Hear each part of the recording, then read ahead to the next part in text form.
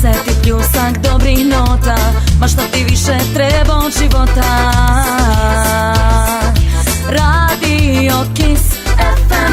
Upravo tako slušate dnevnu dozu na Radio Kiss FM, evo i nje. Obećali smo vam razgovor sa njom.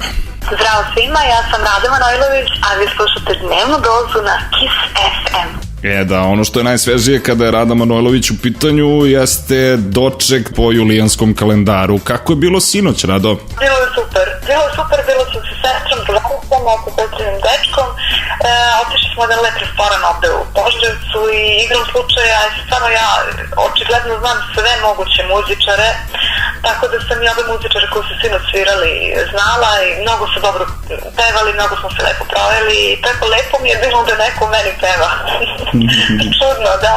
Da, lepo je bilo da neko za promenu Radi Manojlović peva za doček nove godine, a evo kako je provela i ovu regularnu novu godinu. Ove godine drugačije nego svih prethodnih, zato što sam za razliku od svih dosadašnjih novih godina i dočeka i od kad sam na estradi radila samo taj doček nove godine, pre svega zbog mog zdravstvenog stanja, ne znam koliko ste u toku, malo sam imala neke probleme sa glasnim žicama, tako da sam do nove godine malte ne bila slobodna 2 meseca i posle nove godine kući sam u Požarevcu odmaram.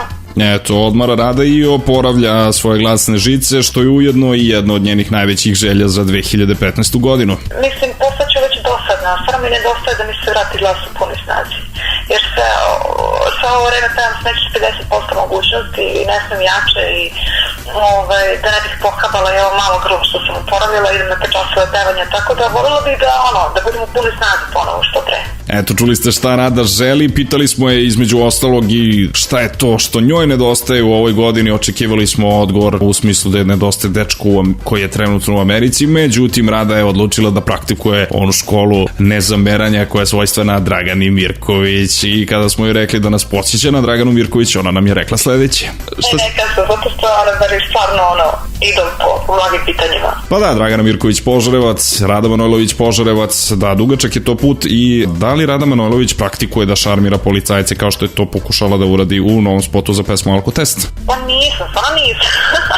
Nisam, ali ne kažem da ih ne bih šarmirala na sve moguće načine, samo da me ne kazne, naravno. A ja sam jedan savestan vozač, onako uvijek vezujem pojas, pazim da ne vozim preko ograničenja, tako da kad mene zaustave to je uglavnom neka rutinska fabrična kontrola, nikad zbog neke moje bahate vožnje ili kako već.